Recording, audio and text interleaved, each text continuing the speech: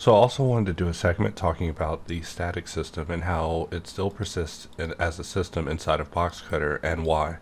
The main reason is stability. So for this, I'll be enabling both static grid and static dots, meaning that in the event I jump to grid, I'll be using static grid, which generally can be right-click and dragged in order to be expanded. When the border is black, that means the grid is stuck on screen until you press escape to remove it. But static exists as a more traditional type of grid for those who require something a little more contemporary. We'll press D and switch over to Ngon, and we see that during static grid, the grid fades slightly, but we still see the Blender grid in the background, which can be a little bit distracting.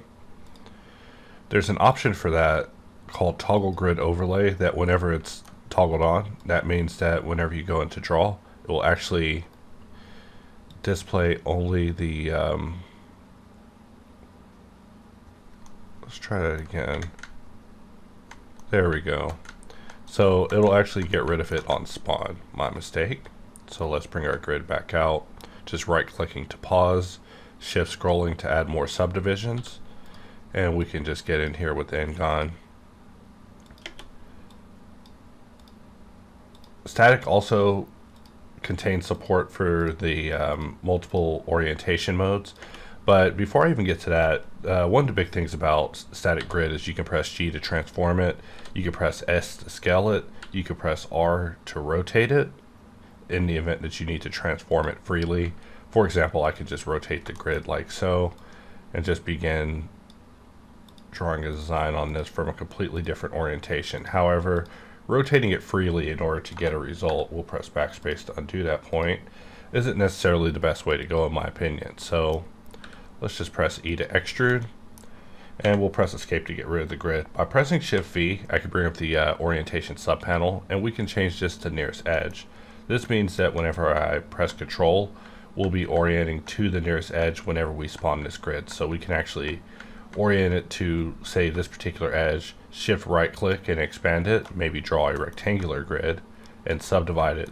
Interestingly, even if you are not over the grid, you'll still be orienting to points. So in a way, it's endless, just like dynamic, because having it have definite bounds would have been problematic for users. So for that reason, it is the way that we're discussing. So even though grid is still rotated up here, I'm able to work the same way I would down below.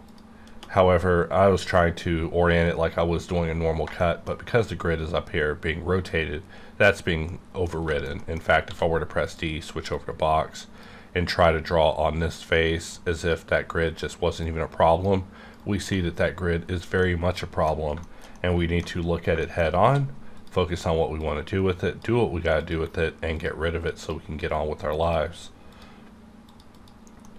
But there's definitely a lot of benefits when it comes to the static system that is the reason for its continued persistence. I believe previously I talked about how there's dot subdivision, the ability to use dot-to-dot snapping. So let's talk about that. In fact, for this, right now we see that when I press Control to bring up dots, that the dots are not rolling with my movement. And that's one of the differences between static and dynamic. If we go in and we actually turn it off, we see that this is actually what dots are supposed to be doing whenever you're rolling around the surface. They're supposed to be rolling with your cursor. However, static is, for one thing, a lot more stable. Dynamic is our newest system, so it'll more than likely take a couple of rounds to get it absolutely perfect. However, static remains because we definitely want a system that's working 100% of the time at all times. And there's some benefits to it as well. For example, I could hold Control Shift and roll subdivisions. Because this is grabbing an all quad face, I'm able to subdivide the faces as well. And there's some interesting benefits that can come about it. For example, being able to draw and repeat on top of these same dots. But there's also the ability to use something like dot-to-dot snap. There's previously a bug in the release update where dot-to-dot snap wasn't working, so that for that reason the A release came out, which then gets us back the ability to draw from a dot to another dot, which is a long requested feature. And we just wanted the ability to add it in as something that's toggleable, so it's not an overbearing behavior, because if this was our default lifestyle with using static grid, it could definitely get problematic just snapping to every single dot whenever you're working. And for that reason, you're able to turn it off, where once you begin drawing, you can just use that dot as a jump off point with Alt, which is how our classic system behaved, and perform your cut, and then Control double click to repeat it. And that time it gave me a slightly random result. We'll just recall that, rotate it 90, and not talk about it. So selecting the main shape. So now we see that repeat is working against us. So this opens the door for us to talk about another aspect of Boxcutter, and that is release lock. We see that shift clicking it brings up additional options. So we shift click it, we bring up an option for repeat lock. If we click on this and then perform that same operation again that we just did, we see that we're able to repeat it but also pause it.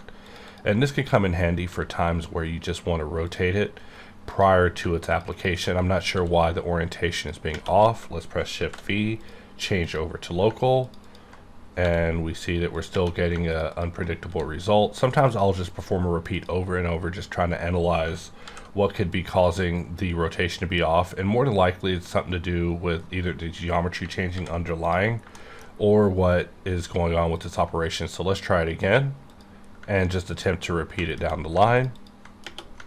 And if we can make it all the way down the line, then we're not looking at an issue here. Just kidding. I'm always suspicious of every issue that appears, and I'll continue investigating it until I can find a recipe for recreation, and then I'll report it. So just letting you know a day in my life. So even though we have these dots paused, they're not as stringent as, say, grid is with static, meaning that we can still draw shapes on other faces. Even with these dots being paused up here, we could Control Shift and roll subdivisions in case we want to adjust what we're doing here. In fact, let's Alt X mirror. We see that the dots survived even across the mirror, and because these dots are based off of a previously unmodified point, that means that we could say draw a circle over this, press Y to extract, and we've now extracted a circular design of that. And we can just press escape to get rid of those dots, and we'll just bring out that same grid pattern here, hold shift to bring it out one to one, and we're now able to draw circular patterns of what we were basically dealing with previously. In fact, in order to get a predictable result, more likely once I cut here, this dot will no longer exist. So what I want to do is actually show both these dots, press tab in order to lock it, and then I can actually draw this design here, click and apply, and then hold Control and double click in order to place that same design here. And just like that, I'm able to use static dots. So the ability to have them pause is a really powerful feature in my opinion. And so really it's not worth sleeping on static grid. Static grid is on its own path compared to dynamic. Dynamic will still experience a few growing pains on its quest to become the greatest, and in the end will become so great that it'll assimilate everything. But in the meantime, we do need these fallback systems for increased stability, because whenever you're working, you don't want to just have situations like we're seeing here where, you know, the dots were appearing actually in an offset area. You know, if we didn't offer an alternative system to allow users to get around that, that would be something that would basically be stopping you in your workflow, which is pretty much one of the things that I always want to avoid. But dynamic dots are also just as good. For example, we'll bring up dots and let's switch over to box. We'll hold Control, and we see that we're actually bringing this out in accordance with local. Let's try that one more time. And one of the main behavioral differences between the static and dynamic dot system is the behavior of whenever you click and drag on an edge dot.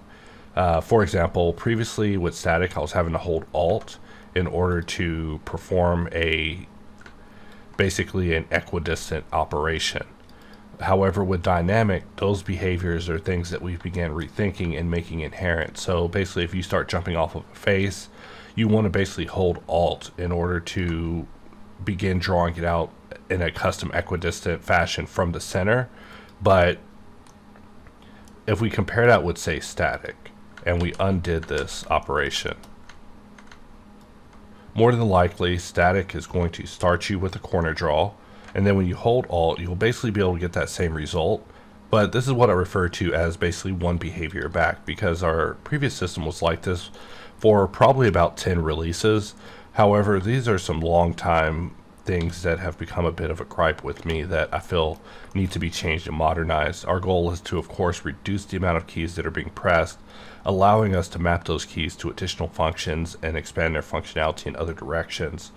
I'm of the opinion that the moment that a key's locked down for a static function, that it eliminates it from being able to be used for its full potential down the road. And keys like Control and Alt are probably the most important, and in operation they should be pretty important in every operation. So with this shape that we've drawn, I'll just press D and we'll just bring it down, press Y, it has been extracted. You know, this cube was just an example. Let's just delete it and Shift A, and we can add in a cube, and I'm going to select this point, press J. And with us being in static dots, that means that if we press Shift V and we change our orientation method to be nearest edge, that we'll basically be drawing out from that edge that we were creating just a moment ago. Even though the shape isn't in the correct orientation that we want it to be, we can just right click, left click to pause it, or press Tab, press R, and rotate this to our liking, and then bring it down, click and apply. And then using the knowledge that we had based on the previous aspects of orientation and alignment, if we begin drawing off of the mesh, we're performing a view aligned cut, which is what we're doing here. We're starting off of the mesh, and we're just going to cut off the back, space bar, and look at it from this view, Alt X, press V, and just mirror it in accordance with view. We can now just get in here and begin working this particular surface. So hopefully these videos demystify a little bit about how to get the most out of the orientation systems inside of Boxcutter, because while there are two different systems, they do offer varying levels of stability and perfection. Eventually they'll both be just absolutely perfect, but in the meantime both systems will need to exist in order to show us the potential of what can be. So, you know, I like to think that if we did not have the static system, there would be a whole lot of potential that we'd be missing out on, as far as being able to subdivide points, being able to pause points, which happens automatically whenever you subdivide. So if you begin subdividing, it's automatically paused, and then from there pressing escape will actually get rid of it. More than likely down the road we'll add something in the top bar, maybe have the lock icon capable of clearing things out once they become locked. But in the meantime, just letting you know what you have at your disposal to help you get the most out of your Boxcutter experience. So even though I'm working from a front face, more than likely in nearest edge, we are still able to draw things oriented exactly to where it's supposed to go. So I mean, the ideal Boxcutter experience is that you should be able to use all these systems without even having to think about them.